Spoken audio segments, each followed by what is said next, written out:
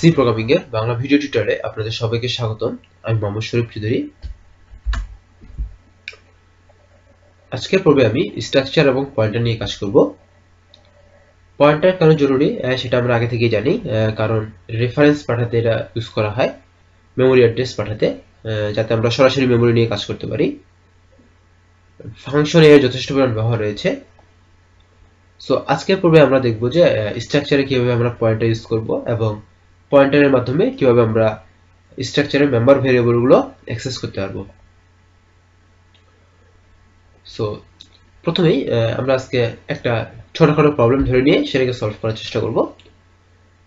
আমাদের প্রবলেমটা হলো যে একটা স্ট্রাকচারে দুটো ভেরিয়েবল থাকবে এবং দুটো ভেরিয়েবল আমরা ডিক্লেয়ার করব এবং মেম্বার থাকবে দুটো, একটা হচ্ছে নেম, একটা হচ্ছে রোল, অথবা আমরা ইউনিট ধরতে পারি, যে কোনো কিছু ভ্যালু ধরলাম। সো এই ভ্যালু ওয়াইজ আমাদেরকে এটাকে সাজাতে হবে। কিরকম? প্রথমে আমি একটা স্ট্রাকচার তৈরি করি, স্ট্রাক্ট তৈরি করতেছি যে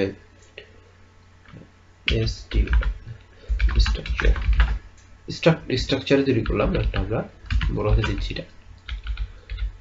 সো তৈরি করার পর আমি এখানে যেটা করব সেটা হলো যে এখানে একটা নেম ডিক্লেয়ার করব, ক্যারেক্টার টাইপের অ্যারে নেম। সো এখানে 12 লিখলাম, তারপর ভ্যালু দিচ্ছি, এটা যে ডেটা টাইপের ভ্যালু। সো আমি মেইনের মধ্যে দুটো ভেরিয়েবল ডিক্লেয়ার করব, এর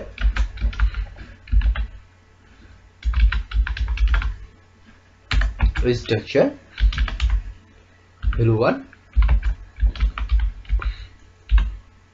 ভ্যালু 2। সো এরপর আমি ভ্যালু 1 এর প্রথমে নাম, তারপর ভ্যালু, আর ভ্যালু 2 এর তারপর নাম, তারপর ভ্যালু আমি ইনপুট দেব। সো প্রথমে printf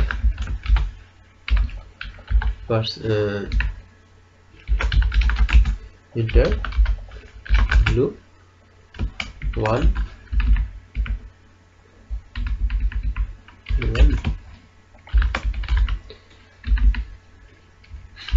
name and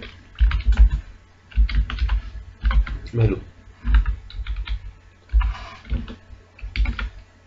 এটা value 2 name and value। So এখানে আমি স্ক্যান করব, প্রথমটা হবে %s, তারপর হবে %d, কমা %value1 ডট নেম, তারপর হবে সরি প্রথমটা এম্পারসেন্ট হবে না, তারপর হবে value1 dot value.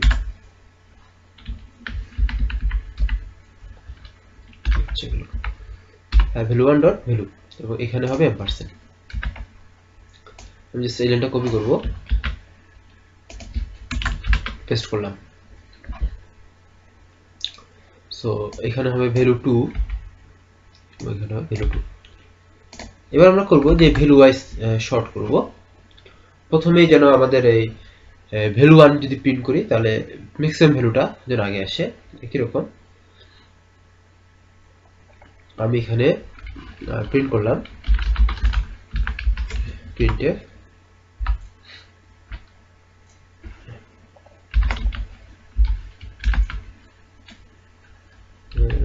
Value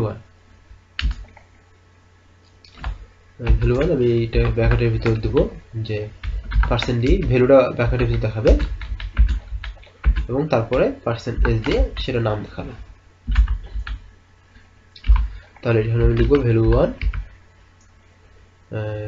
dot value,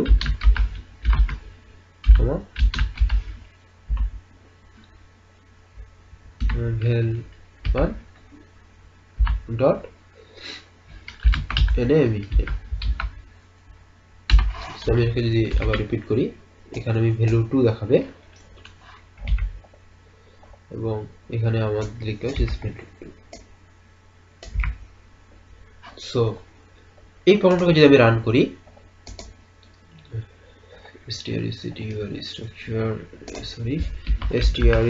struct হবে এখানে। সো এখানে দেখাচ্ছে enter value 1 name and values। So আমি ভ্যালু 1 এর নেম দিলাম, প্রথমটা a b c দিলাম, ভ্যালু দিলাম 12। তারপরে আবার ভ্যালু 2 এর জন্য নেম এন্ড ভ্যালু দিতে বলতেছে, আমি এটা দিলাম d e f এবং ভ্যালু দিলাম 13। সো প্রথমে 12 তারপর 13 শো করতেছে, এই অর্ডারে শো করবে, কিন্তু আমরা এই অর্ডারে শো করব না। আমরা শো করব যে প্রথমে থাকবে বড়, তারপর থাকবে ছোট। এই কাজটা করতে গেলে আমাদেরকে জাস্ট একটা জিনিসই চেক করতে হবে, সেটা হলো যদি আমাদের পরেরটা if value 2 dot value এটা যদি ছোট হয়ে যায়, সরি এটা যদি বড় হয়ে যায়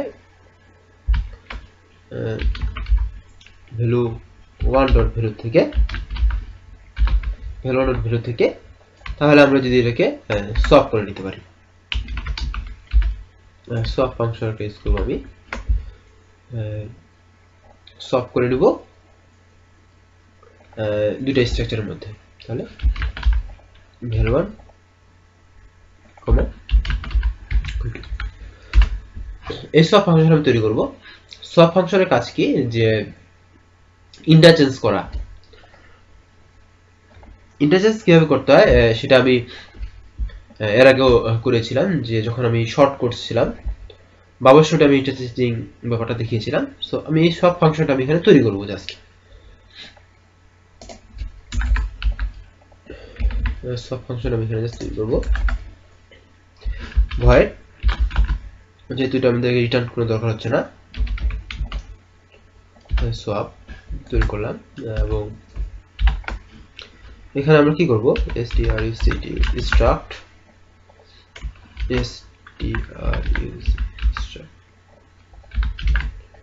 struct structure a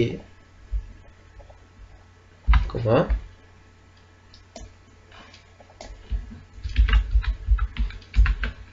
b ধরে নিলাম। দেওয়ার পরে আমাদেরকে এখানে একটা টেম্প দিতে হবে। সো আমরা এখানে যেটা করব, যে টেম্প ডট নেম এর মধ্যে আমরা a ডট নেম অ্যাসাইন করব। সো এটার জন্য আমাদেরকে স্ট্রিং ফাংশন ইউজ করতে হবে, include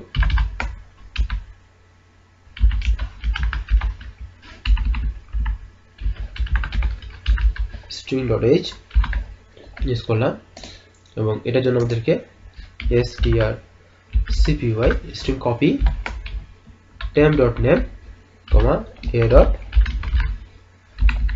name ইউজ করব। temp.name এর সঙ্গে temp.name এ আমরা a dot nameটা অ্যাসাইন করলাম।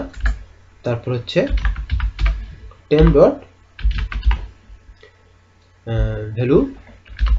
এর মধ্যে আমি অ্যাসাইন করব a dot value। কাজ শেষ। সো এবার এটা আমি দুটো কপি করলাম। প্রথমে টেম্পের মধ্যে এর মান, তারপরে আমাদেরকে নিতে হবে এর মধ্যে বি এর মান নিতে হবে।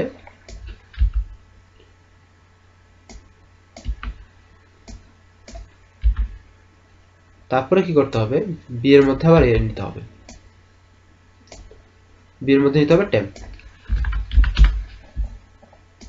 বি এর মধ্যে নিতে হবে টেম্প। তাহলে আমাদের ইন্টারচেঞ্জটা হয়ে যাবে। কিন্তু আসলে কিন্তু এখানে আমরা যে কাজটা চাচ্ছি সেই কাজটা কিন্তু করতে পারবো না।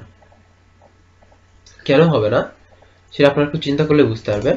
আপনাদেরকে রান করে দেখাই যে হবে না।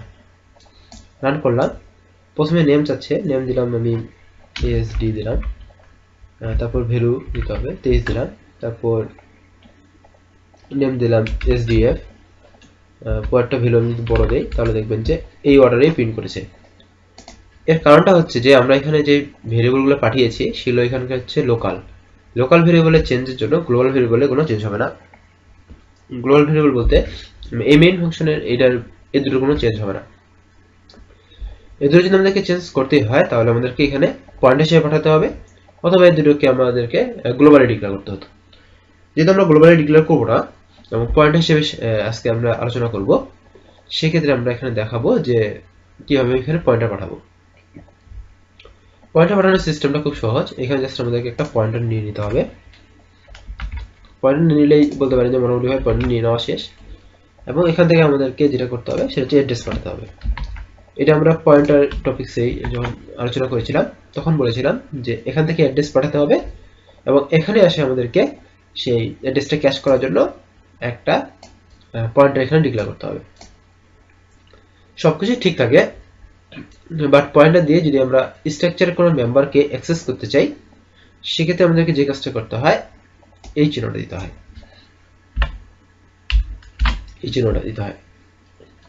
এই চিহ্নটা দিলে আমরা এখান থেকে মেম্বারটাকে অ্যাক্সেস করতে পারবো। যদি আমরা এটা না দিই সেক্ষেত্রে আমাদেরকে ইরর শো করবে। ইরর শো করতেছে। আবার আমি যখন এই চিহ্নটা দেবো তখন আমাদেরকে দেখাবে যে পরের লাইনে ইরর, তার মানে এই লাইনে কোনো ইরর নেই। ঠিক তেমনি আমরা জাস্ট এখানে লিখবো